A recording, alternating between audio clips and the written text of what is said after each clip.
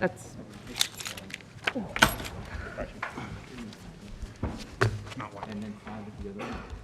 Good evening. Welcome to the school committee meeting of April 7th, 2021. I'd like to remind everybody this meeting is being broadcast live. It is also being recorded for use at a later date if needed. I'd ask you to please join me in the Pledge of Allegiance.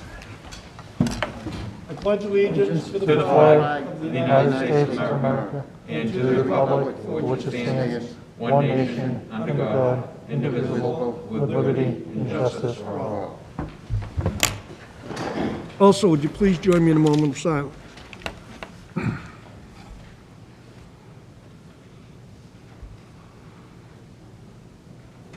Thank you. I'm going to jump around a little bit tonight. You'll see as the meeting goes on why. So we've called it to order. Jeff, are you ready for public comment? If you'd like me to do that, Sure, we can do that first. Okay. Hang on. Logging in. Chris Scriven, are you here?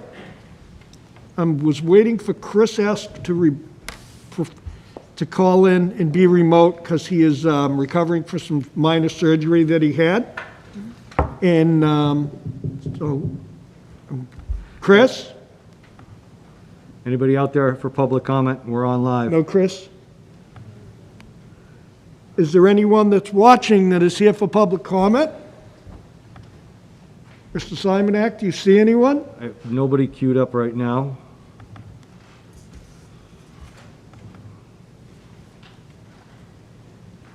We have public comment before, as the meeting starts, ladies and gentlemen. For those of you that are watching, it's a 15-minute segment, up to 3 minutes per community member. If you are going to call in, you have to keep in mind of the subjects that you could be talking about need to be on the agenda. It's not a discussion, it's a comment for people that would like to call in. So, do you see any, Jeff? I do not. Nothing? Nope. Okay, I'm going to move on. If you get anyone, I'll let you know. let me know. I'll give it a few more minutes, Bob, okay? Okay. I entertain a motion to approve the minutes of February 24th, 2021. So moved. Second. Discussion? I'm going to do a roll call, but Chris, are you here? No. I'm going to do a roll call, anyone, just in case he calls in the middle of it. I'm hoping that, David's coming in right now. okay. Let's wait for David.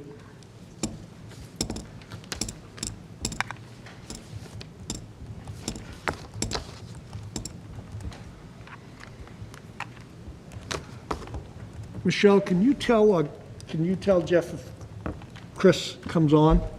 I can only hear if he comes. We'll hear a noise when We'll hear a beep in. It should beep, right? Yep. Dan, you may hear it. David, we're just in minutes right now. So, I entertained a motion, David, to accept the minutes of February 24th, 2021. I had a motion and a second.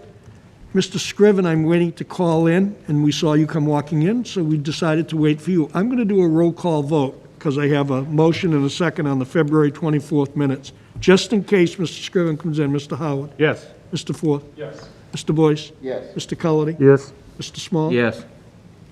Hillary? yes. Dawn? Yes.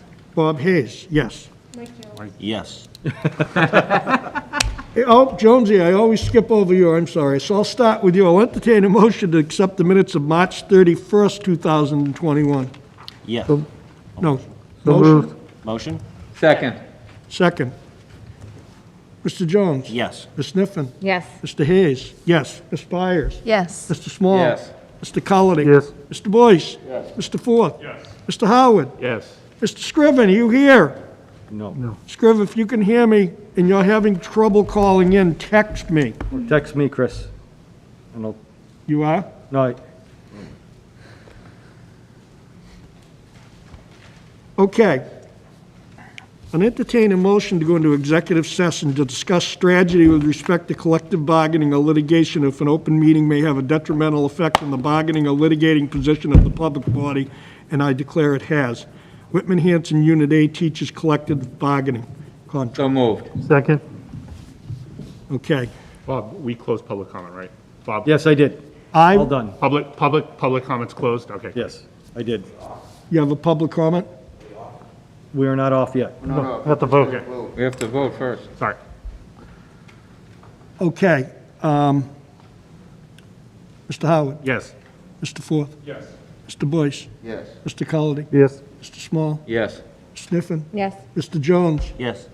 Ms. Byers? Yes. Mr. Hayes, yes. When we come out of executive session, ladies and gentlemen, we will be going into the full school committee meeting agenda for this evening. Ryan, if you can...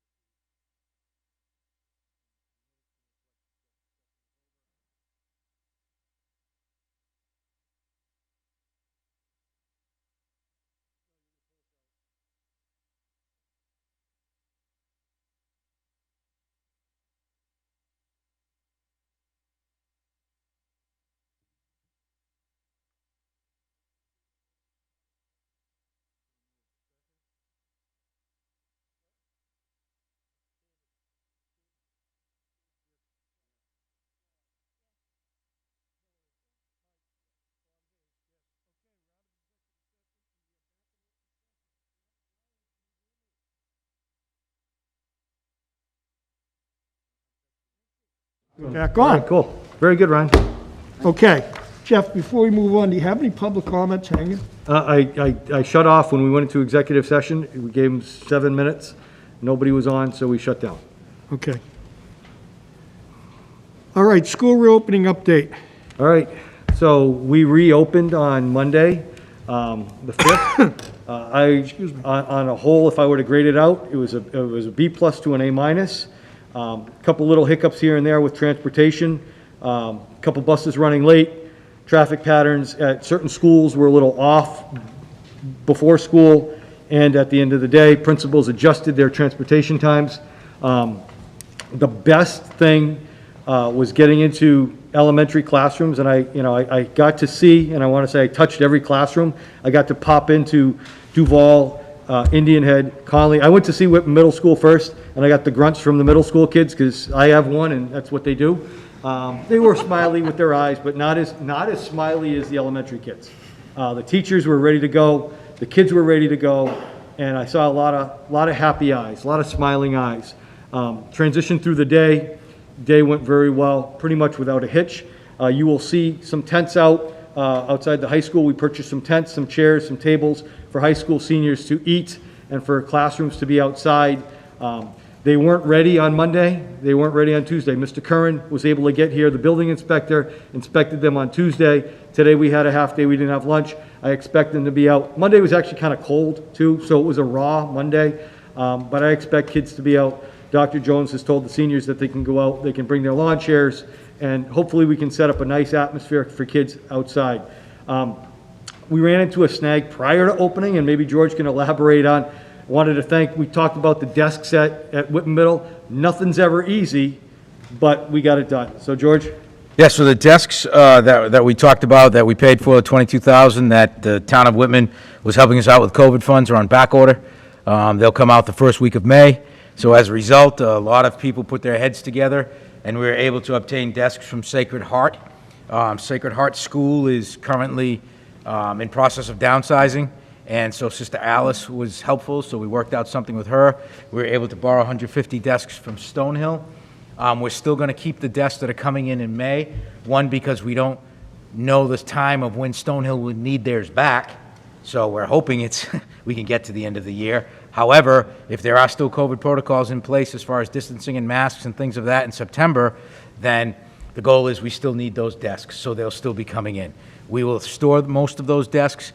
So what we're also finding is that we work so hard and diligently to return our students back to full remote, and thank you to the parents who handled that and did that on time, is that now we're having some desk shortages of the students who are just moving in. Like we just got a call, somebody from, I don't know, Wyoming or something is moving here. So now it's like, okay, so we need a cadre of the extra desks and things to support students who actually move into the district. So those desks were all set. Whitman Middle School is all set. The extra desks will be coming in to replace the ones that we're borrowing. And we should be, now we're having some foresight to plan for what we think may take place in September. Thanks, George. And I'm just going to piggyback on that, and I think that came up as a question to me today. I got an email, responded to the email for a parent who wanted their child to go back into school from remote. Although the deadline was March 12th or March 10th, wanted to go in. I'm pretty full in areas right now, and I had to say no. And I don't think that sat well with that person because, as George said, we are getting calls from people that are coming in from out of state. I have to accommodate that child. That parent didn't have a choice to come in, so I'm trying to accommodate by law the student that's moving into the district. The parents, and we had great response, and I appreciate that because it helped us prepare. Parents had a deadline to choose their program of study for the rest of this year, and I have to hold to that, and I can't open the door right now. If things change, and I responded to this parent to say, if a student at the school goes from full in-person to remote over the next couple of weeks, I might have a seat. But I can't just pick and choose who we want to let in. And it's different when somebody moves in from, like George said, Wyoming or Brockton or from Salem. That person bought their house, they moved in, they expect their child to go to school. I don't know, and this is unprecedented times, I don't know if legally I can just say, the only spot I have for you is to go full remote in a program that you don't know anything about. And for me as a superintendent, I don't know if that's welcome to our district. We have to try to accommodate them the best we can. On the second piece of opening, the not-so-great part of opening, I have 3 positive cases at the high school right now from a social interaction last week. In turn, I have 34 positive or close contacts out of that social interaction. Nothing necessarily positive out of the classroom contacts, but I have 34 kids right now at the high school in quarantine. Parents are a little upset about DPH's quarantine methodology. It's the same as we had before. Lisa Tobin has to go 6 feet vertically, horizontally, diagonally, if you can see it, for a close contact. Our kids are now 3 feet apart, so it expands that close contact a little bit. I will say out there to the public, people that are watching, my nurses are doing the best job that they can to do due diligence to only quarantine kids within that 6 feet. They are following DESE and DPH guidelines. To get mad at my nurses, to yell at my nurses, to threaten, or to have us have to call the police on you is not appropriate. And that happened today. So I'm saying it to a public meeting. I let the committee know. They're professionals. They're following guidelines. People are not happy sometimes, but we're following the guidelines. I will say on a positive that DESE is being inundated with calls from superintendents saying, please work with DPH on the 6-foot quarantining protocol. Now that we're in at 3 feet and schools across the Commonwealth are finding this, I was with the Abington superintendent and the Hanover superintendent, and Matt Farron has talked to Jeff Riley personally to say, we've been in, and you remember Hanover was the first to go in. He had about a quarter of his high school quarantined the other day because of close contact with the 6 feet. So maybe they'll change, maybe they won't, but please don't get upset with my nurses for telling you that your child is in quarantine. They're just doing their job. You can call the principal, you can call me. I'm going to tell you the same thing. It's protocol to keep kids safe. We might not agree with it. I necessarily am not agreeing with it, but it's the protocol that we've been following all year. So to get upset with them, I'm just asking you, they're working their tails off and they're doing the best job they can. At Whitman Middle School, I have 4 positive cases and 7 close contacts. Nothing has been transmitted through school. Again, and I think knock on wood, we've been pretty good all year long, is that we've only had transmission through schools in our sub-separate classrooms. One of the things we had a leadership team meeting with principals today. Our elementary principals have said kids are it's interesting being back in the building. They're excited, but behaviors are a little up. You know, kids together that they haven't seen, kids that never had behavior issues before, are escalating and doing some things. Karen Downey had a situation where a kid was ripping papers off the wall, never had a behavior issue before, but he had an argument on the playground. We had a little fisticuffs at the high school today. Kids getting back together. It's like day one all over again, but some of these kids haven't had structure in a big building since last March with all those folks. So we have noticed an uptick in behavior. Our counselors, our principals, our assistant principals are addressing it with teachers and really looking at social emotional pieces.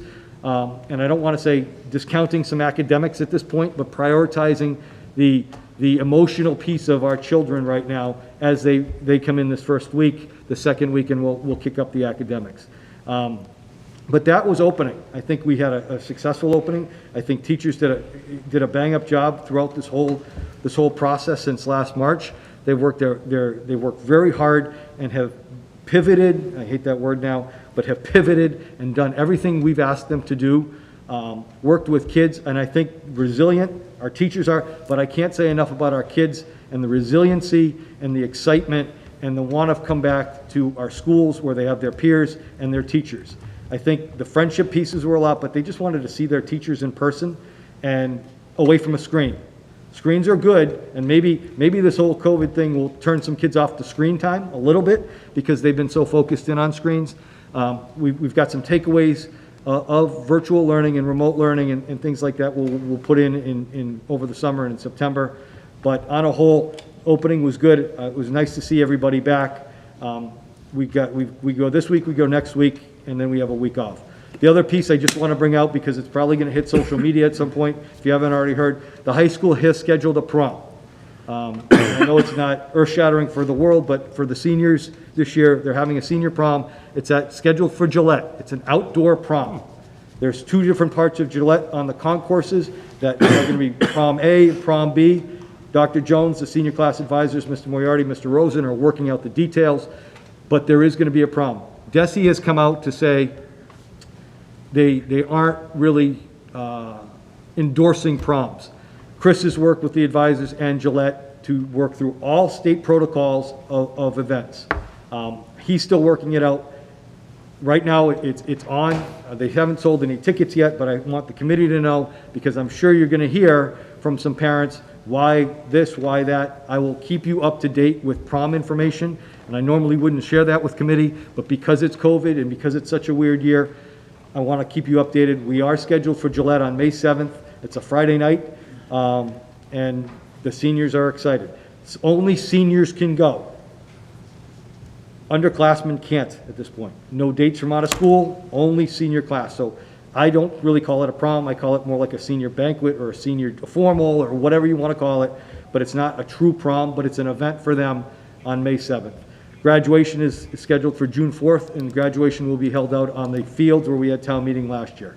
And that will follow graduation protocols by DESI. So in case people talk to you about this and that, we will be following all the protocols that Gillette puts in and that the state mandates for them to have an activity or an event. I've been at a prom at Gillette, indoors. They run a great show. Security-wise, kids will not be able to go if they're in quarantine. Kids will not be able to go for certain other reasons, but Gillette has a wonderful job, and I hope the seniors appreciate what the high school administration and the advisors are doing for them to bring them back to some sort of normalcy for an end-of-the-year event for them. That's all I have for opening, if anybody has any questions. Fred? Then Mr. Boyce? I happen to think it's a great thing for the kids to be able to have a prom or to have an event. I don't know if there's been given any thought or if it's possible to do anything for the kids last year that lost out on so much. I haven't, because I don't even know where they are right now. I mean, one of the things I had wanted to do last year, and it didn't work, was almost hold 2 graduations for Whitman Hanson students that were graduating college last year, who missed out on their college graduations, and graduate the day after our kids did. And then we had the fiasco with Peaceful Meadow shutting down, and we actually didn't have a graduation. We can talk about that, but I don't know yet. I think Chris has been focused in on the kids this year, but we can talk to the advisors from last year to see what they have. And I realize that's outside our scope, but I just would personally love to see something like that. Mr. Boyce? I think it's been, thank you.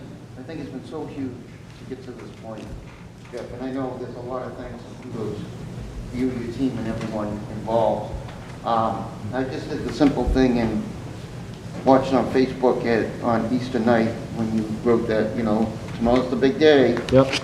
All the things there, I hope, put at least a dent in all the tough times and tough roads, because I was liking each one of those, and I'm not usually the like type of guy.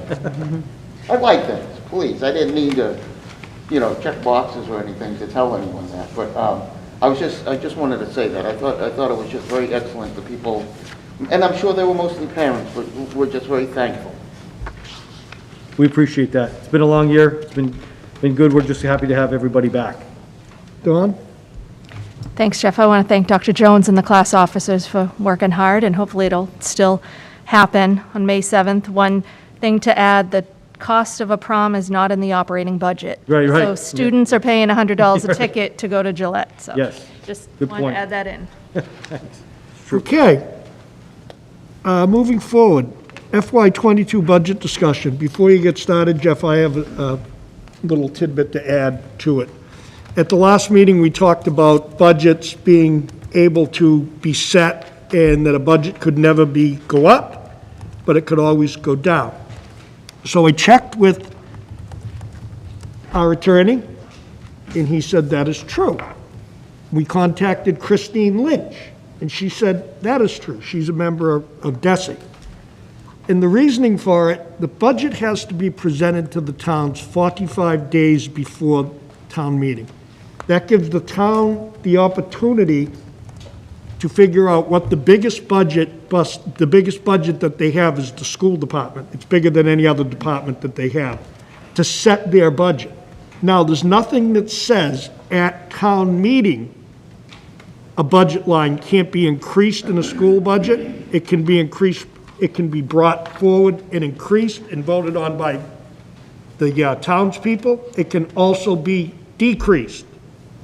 Someone could come up and say, I'd like to change XYZ to XYZ. That can happen. It can go either way. But that is the logics between why the budget for school departments across the state needs to be set and set at a figure. Because the towns, think about this.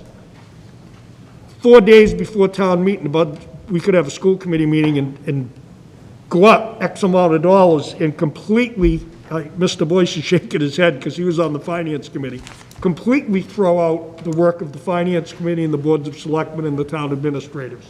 So that was the logic between it. I'm not saying it's God's rule, I'm saying that's the law.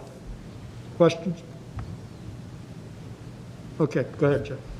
John? I'm sorry. Do we have a response in writing from them, or these were phone calls? I have a response from Andy. Yeah.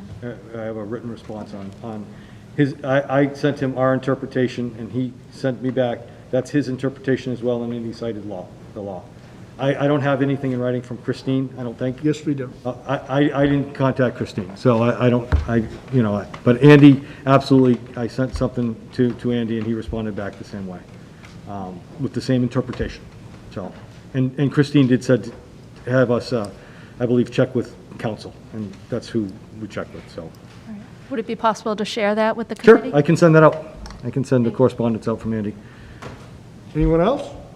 Okay, Jeff, go ahead. So this budget, and I want to go back to when we affirmed, and I think it was March 17th that John reminded me of, that we affirmed our school budget, 811, to pass it forward to the towns. Then we had an opportunity to hear from Hanson selectmen. We heard from Whitman selectmen. I had a conversation with Mr. Mitchell, the chair of the Hanson selectmen yesterday. And I know Hanson had a FinCom / selectmen's meeting yesterday to talk about an override. April 20th, there's going to be an override conversation in the Performing Arts Center about budget. Whitman, you are all, or most of you are on the Whitman Zoom with the selectmen, where I actually said I misunderstood the Madden report a little bit around what the assessment meant versus the percentage increase. Whitman was looking at a percentage increase of 5% of the assessment. I interpreted that as a 5% increase. I misunderstood that. And Whitman also said that we came in higher than they expected us to come in, because that's what they're earmarking, is the 5% of the assessment. Again, I want to affirm that I think the budget we put forth to the school committee supports the mission of our school, supports what we need for our kids for next year. But I feel it's my job as the CEO and CFO, so to speak, of the district, to say, I'm going to be sitting on a little over $2 million of federal stimulus money. I don't have a direct number yet, but I've been told it's twice or 2.15 or 2.2 times more than ESSER 2. And ESSER 2 was $1 million. So if I get this money, and we will get this money, it's just a matter of when. I don't feel comfortable not giving you an opportunity to potentially reduce the operating budget to assist our two communities when they've asked for some assistance in the district budget. So I've prepared a little bit of information to help you, if you so choose, to reopen budget discussions to potentially reduce. And I can't believe I'm sitting in this chair saying, maybe the school committee can reduce my budget, because I've always fought to increase the budget. And don't get me wrong, I'm still looking at that piece. But I don't know, and I have to look at the big picture, and I know people in town, and I know Hanson's going to be going for an override no matter what. And I know Whitman's going to be putting together a budget that they're going to vote on next week to recommend to the communities. I don't think it would sit well for me to not share an idea of how to reduce our budget and have have it potentially, if we don't reduce it, fail at town meeting. Because I can't use ESSER 3 money to just pay for teachers. They have to be specifically put in place for remediation, COVID-related X, Y, and Z. And I do have a fear that if our budget doesn't pass in Whitman or in Hanson, that I'm gonna be pink slipping people. And the goal this year is to stay away from pink slipping people. It's 2 years in a row, and morale is we got people back, and they're working. And what I don't want to do is hand out pink slips May 15th again. So if you have the mindset, if you indulge me, if you want to reopen the budget discussions, I have a plan in place to present to you specific reductions that I can use ESSER 3 money for, that will provide services within our budget, and then keep a strictly level service budget to the towns, which is well within, I think, the operations of what Whitman has asked for. And what I got from Mr. Mitchell is, whatever you folks can do to assist us is beneficial for the town of Hanson. They need an override no matter what. But whatever we can do to assist them would be beneficial. And Mr. Mitchell has always assisted the schools in how he supported me, myself, and the students in this district. So I really can't discuss this because the budget's done. We've already sent it, we've already certified it. So, but I feel we scheduled this meeting, we've heard from the two towns, and again, I feel it's my job to present information to you so that you can make effective decisions in terms of the finances for the regional school district. Chris? And Yes, Mr. Boyce? I'll make a motion to reconsider and/or reopen the budget discussion. I'll second that. Okay. Motion made and seconded. Mr. Scriven, I've texted him a couple times. Like I say, he might be snoozing if he's had surgery or something, so he's not with us, so we don't have to specifically take that particular vote. I can do it on a hand count. All those in favor of reopening the budget? Point of order. Am I allowed to vote on this? I was a dissenting vote, so I know I can't I think it was reopen made anything. and but- seconded, Fred, I think. So I can vote on the motion? Yes. Okay. Yeah, Yes. that's my You understanding. just I don't think you can make the motion, but You I think just can't. I can't make the motion to second it, I know Right. that. That's what I'm saying. I'm but you just can vote on asking, it. can I vote on All it? those in favor of reopening the budget? All those opposed? All those abstaining? We only have 9 members, so what was the affirmative? what do you got for didn't count, count. Michelle? I wasn't watching, I was just, we had 1 abstention? One abstention, 2 opposed. Okay. 6 in favor? 6, so that's, Okay, so the budget reopening is go. Go ahead, Jeff. Okay, so I'm just going to pass you out a simple assessment document, and I'll talk you through it. Thank you.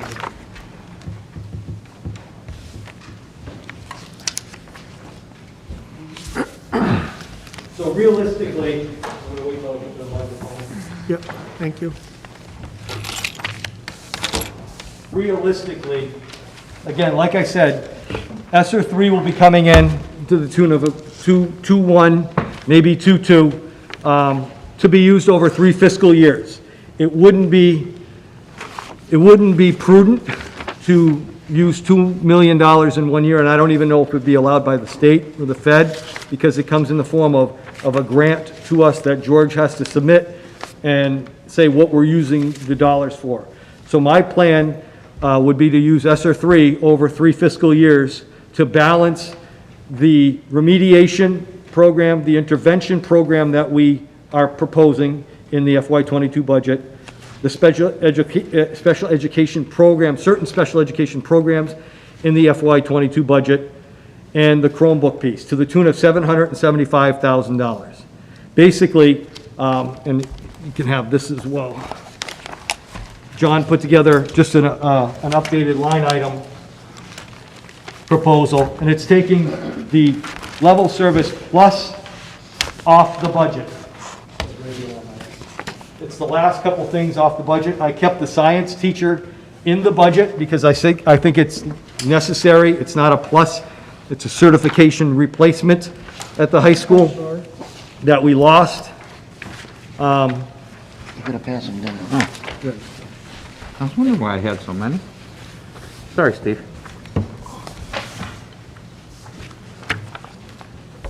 And I just gave away my copy.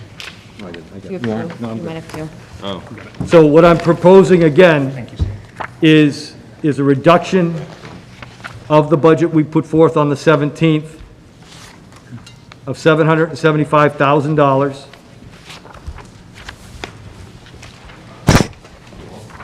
which would be a proposed budget that would be in the assessment of $56,797,579.40.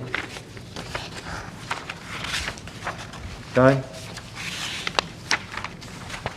And really, it's a 2.6% increase of the budget, down from the 4.5 or number that we had presented back in February.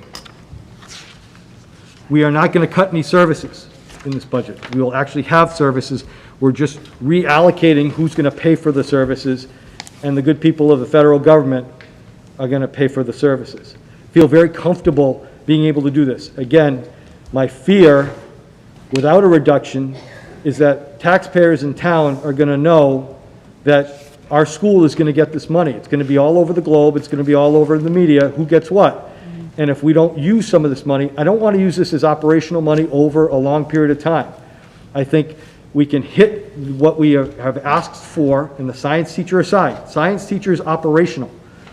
These programs will enhance our district in September.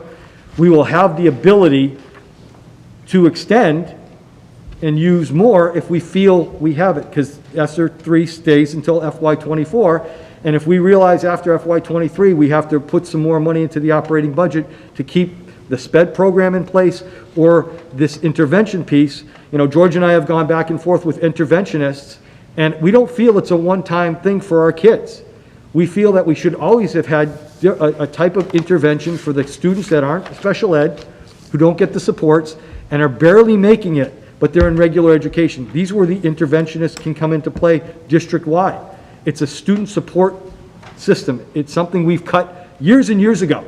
So it's an opportunity for us to do it as an expense through the Fed, but potentially look at it as in the operation budget for FY24 or maybe even FY25. One of the comments that somebody said is, you know, how do you want a long-range plan, and I think this is a little bit of a 3-year plan to use our federal dollars. But as we know with COVID last year, March 13th, who knows what can happen in a year?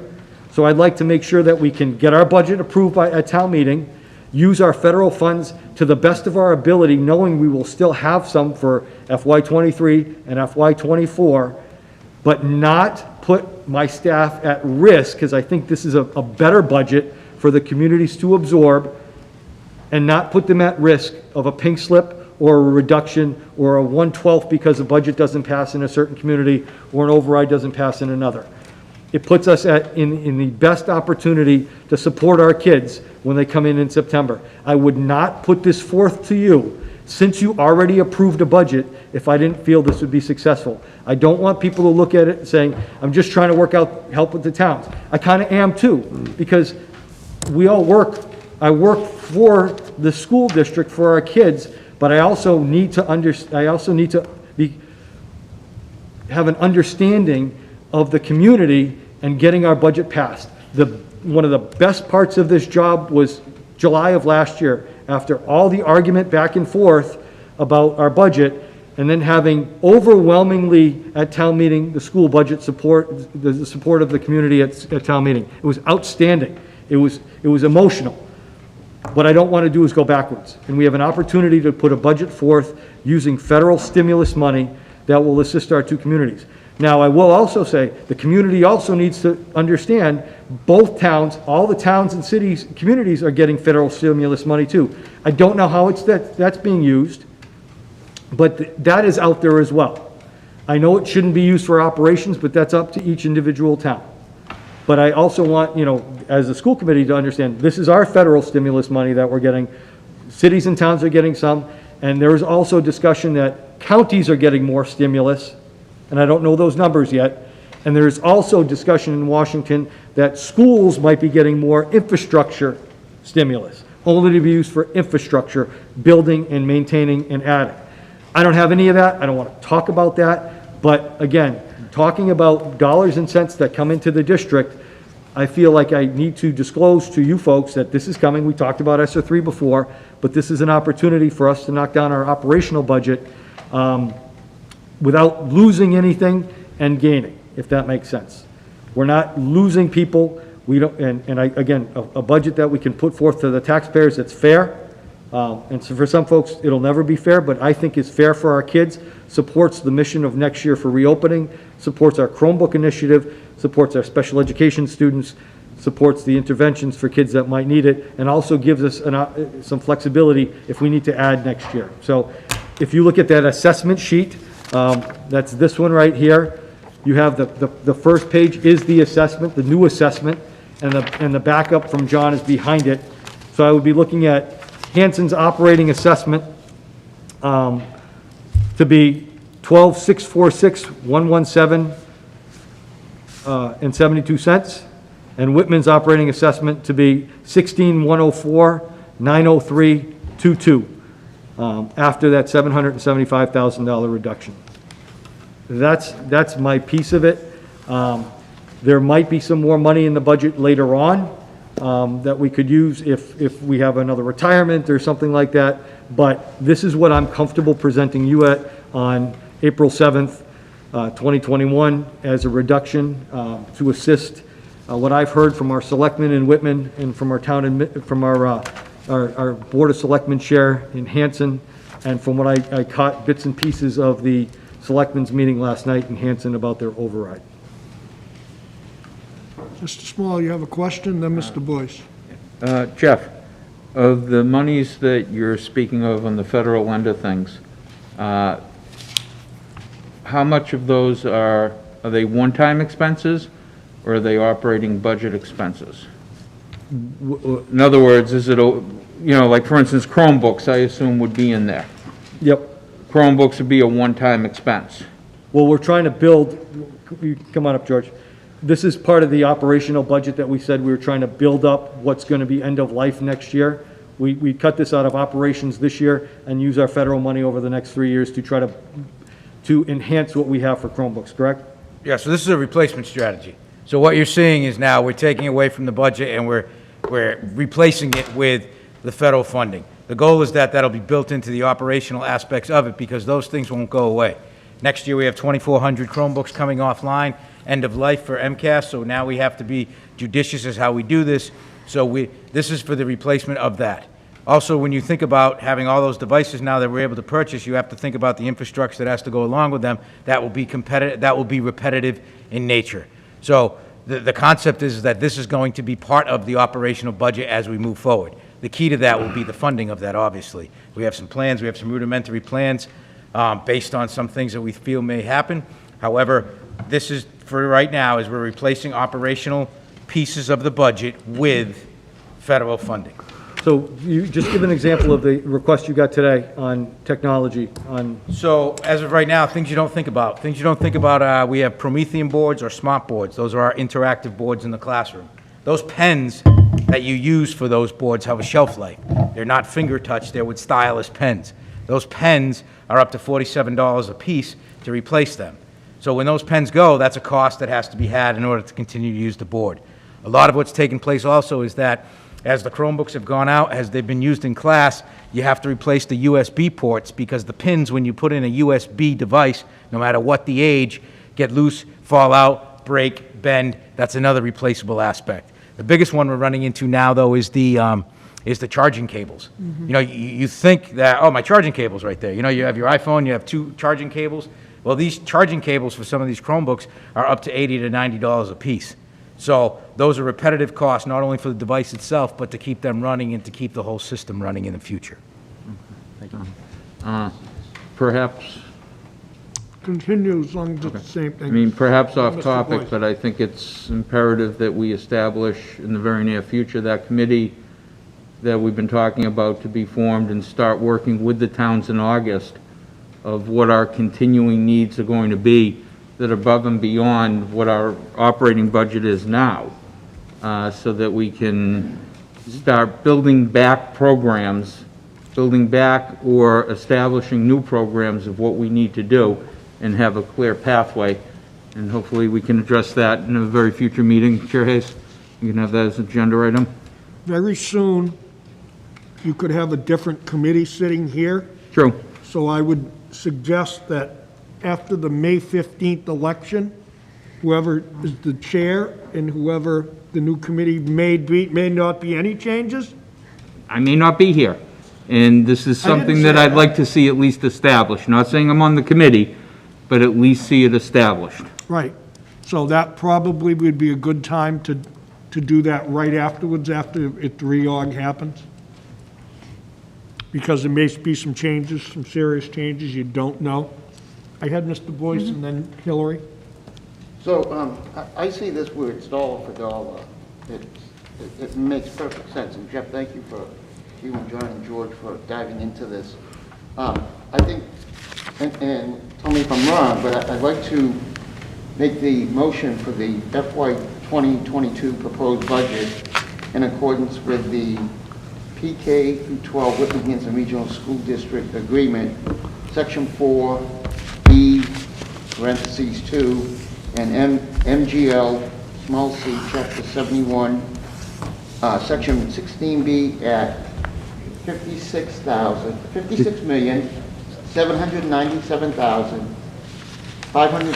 $56,797,579.40. You have a motion, did anybody second Second. that? Chris, Second. discussion. What was that number again? I'm sorry? It's on the last page of the, right here, Fred, of the budget comparison. You want me to repeat it, Fred?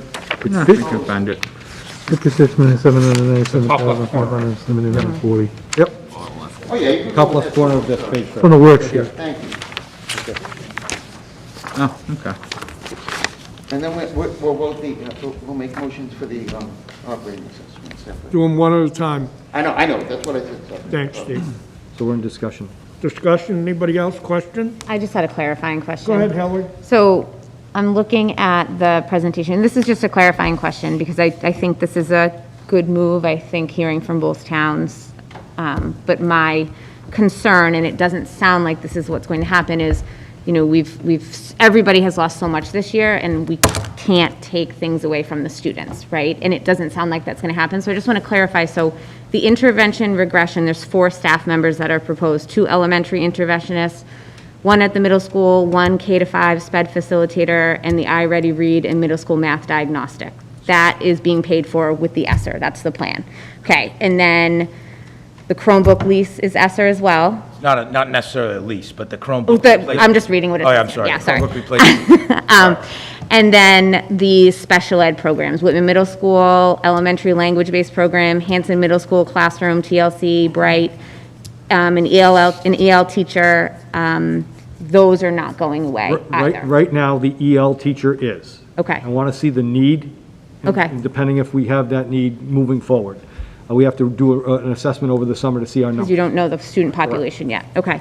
Correct. So I just wanted to clarify that those programs that we talked about in January, this is from January, those are not leaving the services with They're- this new They're presentation. they're staying in, correct. Okay, okay. They are staying in, correct. Thank you. I will also say that they're also in the plan, not affecting the budget, the local budget, is to have tech coaches at the various levels of elementary, a middle, and a high, and that's going to be done through reorganization based on student population. Okay. That's awesome.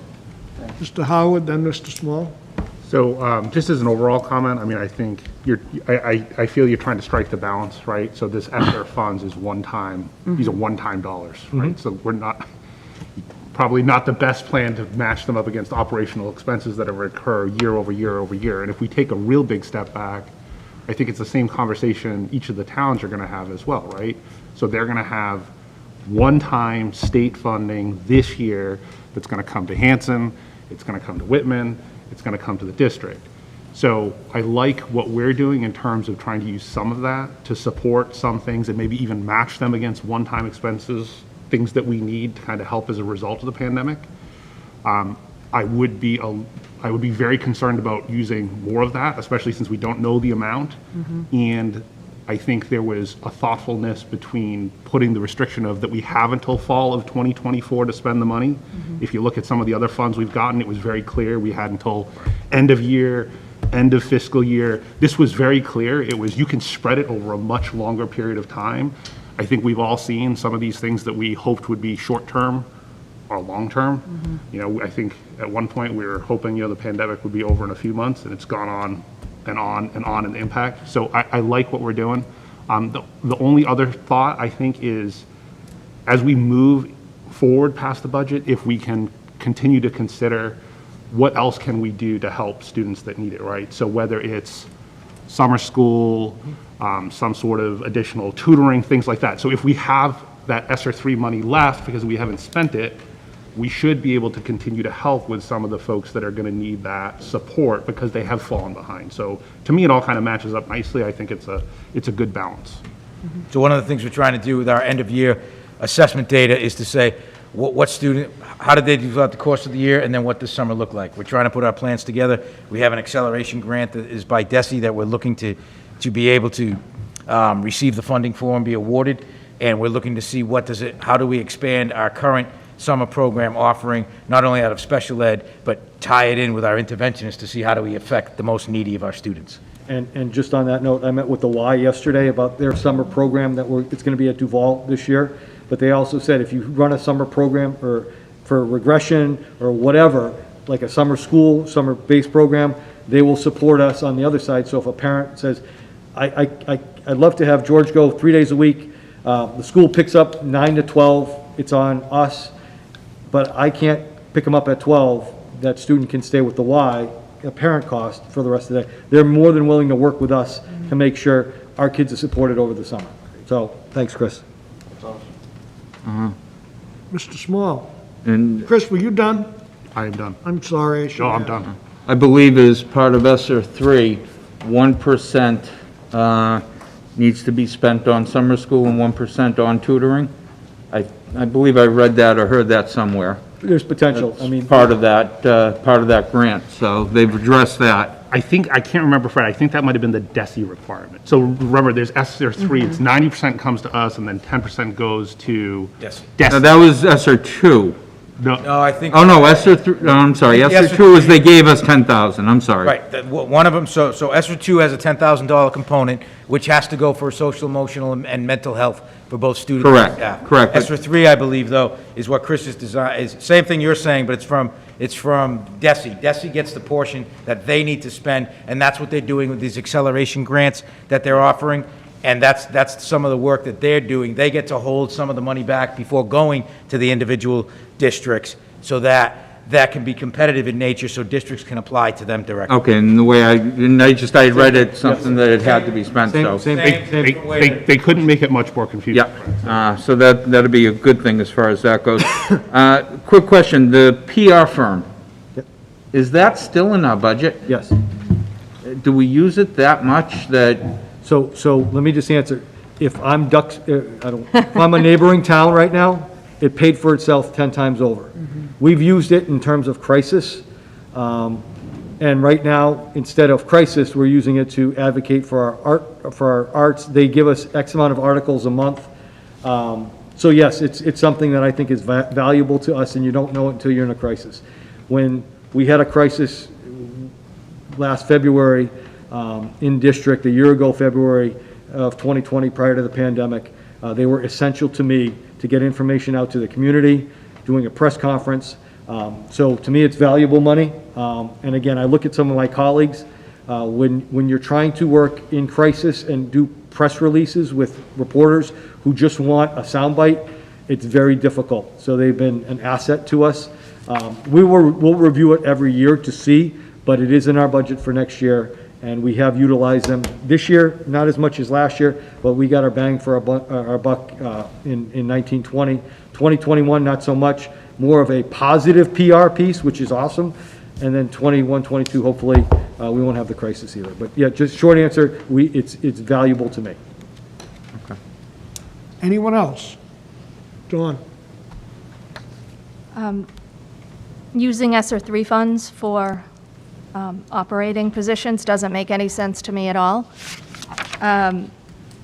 There's a legislative MASC lunch from last Friday. I shared it with the committee. It was advice on using ESSER 3 funds, and it said plan accordingly, communicate wisely with your communities. You have until 2024 to use this, and it was strenuously said, discuss it among your committee and plan accordingly and prepare for the cliff. Prepare for the cliff in 2024 because that money will not be there anymore. So to say we are using it, or the suggestion to use it for special ed programs that I would expect will continue to be needed, is dangerous.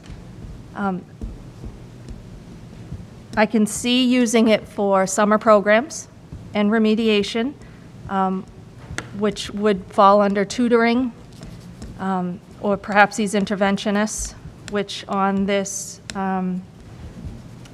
additions to level services totaled $375,000. That was the 2 elementary, 1 middle school, K through 5 sped facilitator. Using one-time funds for a recurring expense of Chromebooks, I don't believe is wise. We're going to need Chromebooks year after year. We're going to need those pens, Mr. Farrow, year after year. We're going to need that funding. And just to use it doesn't make sense to me. I want to add up these numbers from the presentation, Superintendent, because I understand you've given this new budget with $775,000 in reductions. So the Chromebook was $150,000. The regression was $375,000, and special ed programs of $570,000. So in the initial presentation with the 570, we actually added some of those funds into the operational budget. Okay. So that 590 was part of Lauren's transportation level service increase and out-of-district level service increase. So what I'm looking at out of that 590, and I don't have the math in front of me, are really the programmatic pieces of a couple of teachers and a couple of paras for Whitman Middle, for Hanson Middle. So what is it? What did we say, Lauren? It's 3 teachers and a couple of paras. Lauren, you can come on up. To total the 775. That's the ballpark. 570,000. Yeah, so the level service increases that we had to our tuition budget is 178,000. Transportation was 50,000. So the other expenses then for program, Whitman Middle School inclusion program, we were looking at 2 teachers and a para. The language-based program, we were looking at 2 teachers and a para. And the Hanson Middle School social emotional classroom, we were just looking at 1 teacher. 5 teachers and 2 paras. Correct. So if we, as a committee, decide to use these one-time funds, we're prepared to cut 5 teachers and 2 paras in a few years. That is the truth, where there's no guarantee we can add those positions back. That is a fact. We're not adding any teaching positions to the operating budget. We haven't done that in a long time. We added adjustment counselors a couple years ago, and that was at the swap for the middle school foreign language program. So things that we've added have been taken from other areas. So forgive me for interrupting.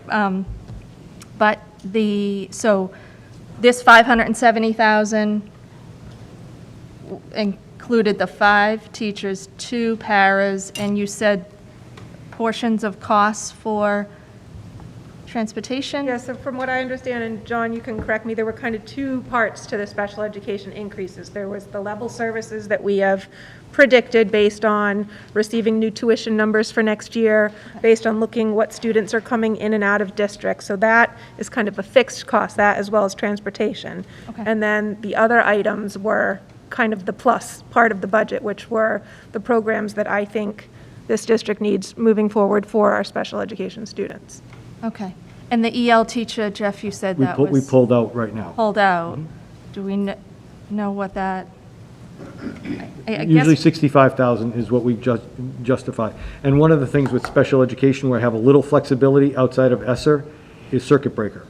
So if we come up short from, out of this reduction, we have circuit breaker money that we will be reimbursed for next year, but we have circuit breaker money, which is our fail-safe in case we have move-ins next year for out-of-district, and we've had a few of those this year.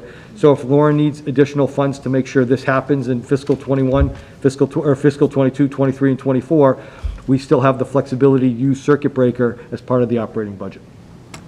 okay, so I'd like to add that ESSER 3 funds can be used for HVAC, for capital. We have a lot of liberty to use that in areas that are not recurring operational expenses. Just wanted to make that said. And Jeff, as you said, we had outstanding support from our towns at town meeting. So I believe parents do care. They do care about education. They will support schools. If I may ask you a question, you said you've heard from the two towns. I know I've watched meetings, so I've heard open meeting, what's been said, but is it what you're hearing from the towns, that schools, you have a windfall of money, so use this in place? Can you help me understand who So- you're hearing from and what? So I was in that meeting with you folks when Mr. Lamontina and Mr. Kowalski, and Mr. Kowalski said, you know, we supported you last year. We were hoping you would come in with a number that would be better than what you presented. That's the meeting, that's all I've heard from Whitman. I heard from Hanson by hearing that they were having a budget meeting last night. The FinCom and the selectmen were going to discuss an override number. So I texted the chair and I said, how do I see that meeting? I said, I am actually going to speak to the committee tomorrow about potentially using ESSER 3 money, and I believe we spoke about that in the past. And Mr. Mitchell responded and said, anything that you could do to assist us would be beneficial. That's the only conversation I've had with Hanson, and we were all on the Zoom meeting with Whitman when they spoke to us. I haven't had any other conversation with anybody about the budget. Again, I'm sitting here saying we're getting some dollars, and I'm presenting to you options to use those funds. It's your budget. But I feel like I wouldn't be doing my job, and people in the community, although support me, would be a little bit upset if I held this money and didn't talk to you before they set their budgets to town meeting and we're a month out. So that's why we're here. That's why we scheduled our meeting. Again, I've never come to the committee to say, please reduce my budget. I think this is something that is up to you folks. It's just another option. And I hear what you're saying, Don, too, about capital. I mean, committee can use capital, use this as capital. Or, I don't know, because the towns produce the capital. I don't know what else we could use it for internally, but it's your option. But again, I feel like it's my job to share with you a thought process that we had, because it has been buzzing around. If you look at the Express, the front page of the paper, Hanson uses their pencil to sharpen their budget. I've heard from different taxpayers in town, are you guys going to reduce? I know in social media today, both the Hanson chief, police chief and fire chief talked about an override. I haven't gotten into the weeds with that. I really don't want to get into the weeds with that. But I know that we are part of that override as a school district. And as the person who hands out those pink slips and had to do a video last year of telling people that they don't have a job, I'd like to stay away from that if possible. And again, that's why I presented this to the school committee today. I guess my last, if I may still have the floor. We don't talk enough about supporting all of our students, I think, in regards to all activities, you know, academics, athletics, the arts, and the extracurricular activities. I don't see any line item in this budget for music, for instruments specifically. We have a capital item that was recommended on the technology matrix. It's the last item. It's the $80,000 projector for our Performing Arts Center. This building is 15 years old. It is starting to run its life through certain things. So it would be wise, I feel, of this committee to discuss all those potential items and how we can best utilize this money to support, and maybe there's still money left over, right? It's 2.3 2.1, times yeah, you know 1 what I mean? million, so it's $2.3 million. It's a lot of money, but it's not a lot of money at the same time. It's going to go really fast, depending on what's decided to spend it on. But I do know, I'm sure there are some young musicians out there and some young artists and some performing students who would appreciate an upgraded or just a working projector. In the Performing Arts Center, we've supported the gyms to be restored, the floors over 15 years, and the turf and so forth. So that is enough for me right now. Thank you. Mr. Boyce? Don, I support everything you just said. The only thing I would caution is saying that when we get to the end of 24, we're going to fail because of these 5 teachers and 2 paras, and say that we would have losing. Let's not think that way. I said at the beginning of this year, this is our chapter to write. We're continuing to add to this book. It's going to be really big by the time I leave. We have to see what, I think John McEwen, Dr. McEwen used to say, the phoenix rising from the ashes. We have to continually evolve and see, maybe we won't need that particular number of paras or teachers, and that's just one example. Maybe we're changing to something else. This whole new thing with tech coaches and interventionists, which, I just love hearing this. But it would be awful for us to say, in my eyes, that we're going to fail at the end of 3 years from now, or 3.5 years from now. We haven't even started this. And I think this is the replacement strategy. Let's try the strategy. Let's start that meeting in August, with or without Mr. Small. Let's begin, JFK, but let us begin.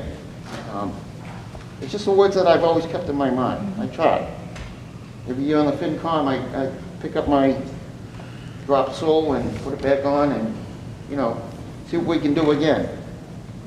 And let's just try that. But thank you for your words, too. And thank you for sending that. Thank you, Mr. Boyce. Mr. Small, and I have a motion from anyone? I'll be brief, Chair Hayes. And Mr. Boyce, I couldn't agree more that this is something we need to stop talking about and start acting on, and be able to articulate a very clear vision to both towns of where we want to go, and explain to them what they can do to help us get there, because we're all in the same boat and we're all rowing the same oars. And the sooner we can do that to increase our budget, the better off we're going to be. Until then, and as Mr. Lamattina gave us a math lesson, and I know I've stated here and I'll be real quick, Whitman has about $1 million worth of new growth. At the assessment that has been motioned, that pretty much takes all but 100,000 of their new growth, or new available funds, period. So they have no monies for any other department, any other expenses, anything else. We're a member of the town. We have to figure out a way to thread the needle and coexist. Hanson's in a real tough position this year, and anything we can do for them, to try and lower the burden and make sure to try and see that a override does get passed, would be in all our best interests. And then hopefully we can put the chapter behind us, and we can talk about setting a goal or goals and decide how we're going to achieve them as a committee and go forward. That's what I feel we need to do. But, even at this number that we proposed, Whitman's going to have to find money somewhere else, because they just don't have it, to do their whole budget, so. Hillary? I see this as an opportunity for long-term planning. I don't think anyone would disagree that what we're doing is putting a Band-Aid on something. I think, though, I think that needs to happen at this point, and I say that with the caveat that services are not being cut to students. Because to me, that's the biggest and most important part of this budget, is that we're not cutting services to students, and we're not. And of course, we're paying for it in perhaps an unconventional way, but it's happening. And I think that the more that we have a long-term goal for us as the district to say to the two towns, this is where we want to be in 3 years, then we can all start to move forward together. And this is a way to bridge the gap, because these are services that we need. And I think that people are more willing to buy in when they see the reward. And I think every year, at least that my children have been in school, not many, I have only seen services cut to the budget. And we're not adding a ton, but we are adding something. And I think that that is a positive that families in both communities will see and will reap the benefits of, and then understand why we have to do this. And I think that the long-term planning and the conversations that can come from this are probably going to be valuable, and we need to have them. Okay, so I have a motion of $56,797,579.40. Is that correct, Mr. Boyce? Yes. That is what the budget number would be changed to. Does everyone understand that? All those in favor? All those opposed? All those abstaining? 6-1. Now, Mr. Boyce, you have the I do. the assessments to the town, seeing as you were so articulated on that number, Thanks. because I don't have it in front of me, just the No, number. that's all right. So I'll put my finger here and I'll read. Yeah, Bob, point of order. Point of order on that one. So it's a budget vote, right? Mm-hmm. So we need 2/3? 2/3. Setting the assessment. Yeah. We have to do the assessments next. No, week. but the budget vote. The budget vote we just took, right? It's not 7, Need 7. not 7, Nope, doesn't pass. We need 7, need 7. correct? Because even though somebody's not here, it's a 10-person committee. Right.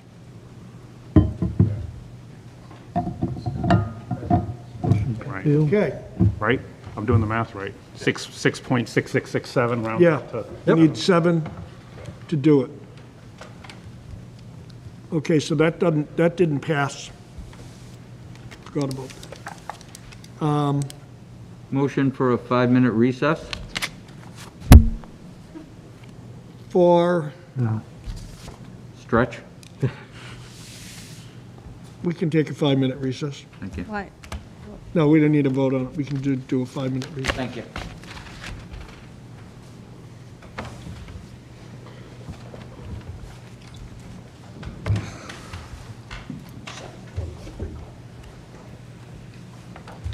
Are we still live or not live? Yep. Live. Still live.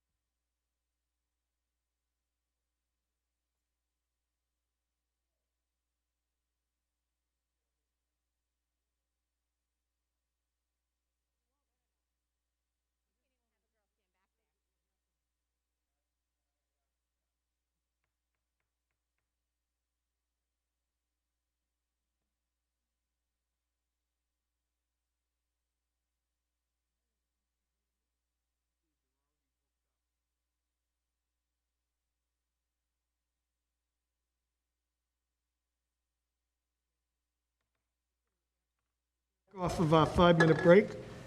Everybody get a little exercise? Okay, the budget didn't pass because it needs to be 2/3 of the full committee, not 2/3 of the members present. So, the budget failed, but the change in the budget number failed. I'm going to move on to the next item, which is Facility Subcommittee report. Okay. Thank you, Chair Hayes. We met earlier this evening, and at the request of the town of Can I Whitman... break in 1 second? Sure. One of the reasons tonight's, I had said to the committee, and the committee had voted, this was going to, the committee had talked about, or I had said, this was going to be a budget only. Jeff put in school reopening. The reason we have a facility subcommittee report this evening is because I believe the capital committee is meeting tomorrow and Correct. wanted to clarify our items. Is that correct? They've asked that's what I every wanted. town department in Whitman to prioritize their capital requests. Okay, that's why we The put Facilities this on. Committee met earlier tonight, and there are there are basically 5 articles that are on the warrant for Whitman that have been recommended by this committee. Article 17, would you like me to read them, Chair? No. Would you like me to read them? Quickly, yes. Article 17, to see if the town will vote to transfer a sum of money from free cash and/or available funds or borrow the sum of $71,208 to replace the telephone system at the Duval, Conley, and Whitman Middle Schools or take any other action relative thereto. Article 18 is the high school phone system, to see if the town will vote to transfer a sum of money from free cash and/or available funds or borrow a sum of $133,404, which is 60% of the total cost of $222,340 to pay Whitman's share of the cost to replace the telephone system at the high school or take any other action relative thereto. Article 19, high school existing fire lane, to see if the town will vote to raise and appropriate $34,500 to pay Whitman's share of the cost to repair the existing fire lane around the high school or take any other action relative thereto.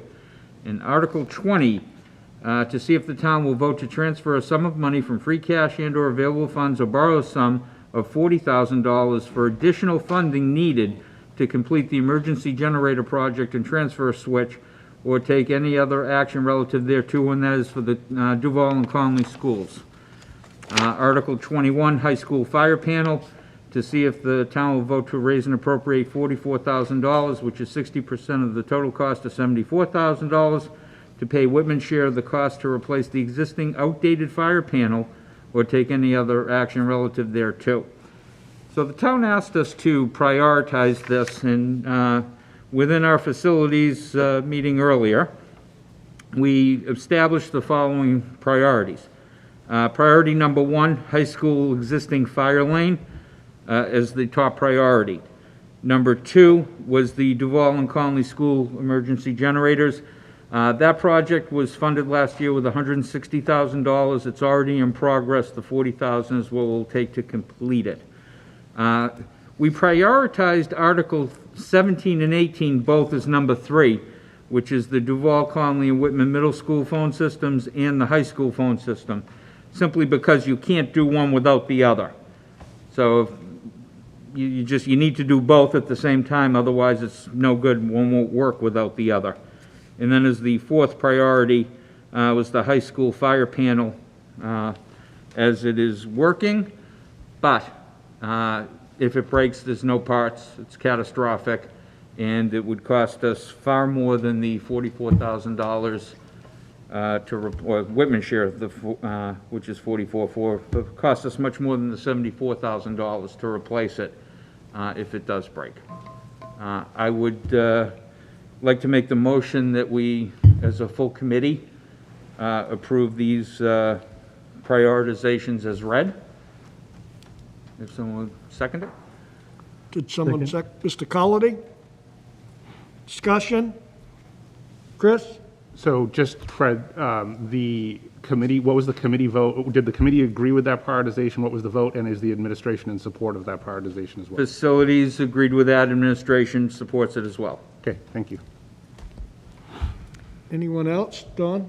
Fred, can you share the conversation we had? I was in that facilities meeting, but I want to just confirm with you in regards to talking about how we as a region approve capital articles versus the town, and how we may look into, confirming whether the town has the ability to reject a capital item being Right, put on a warrant And or this not. isn't, Okay. and they're not asking to reject, because I don't believe they have the power to reject an article. Okay. That committee has the power to recommend or not recommend. Okay, so we don't believe they're asking to prioritize in order to reject something. They're asking to prioritize as far as how they recommend and not recommend and what their theories are. Okay. Because I don't think they have the right. As I had said earlier, as a regional school district, I believe we have the right to put capital items on the warrant without it going through, any process, so to speak. Okay, thank you. Anyone else? I have a motion by Mr. Smalls. Everyone understand it? And it was seconded by Mr. Cullity. All those in favor? Unanimous. Thank you. I would entertain a motion to adjourn. So moved. Second. All those in favor? Good night, everyone. Keep in mind, ladies and gentlemen, the next school committee meeting is next Wednesday evening here in the library at 6 o'clock. We'll be putting out an agenda very soon. Thank you all for watching, and good night. Battle Royale.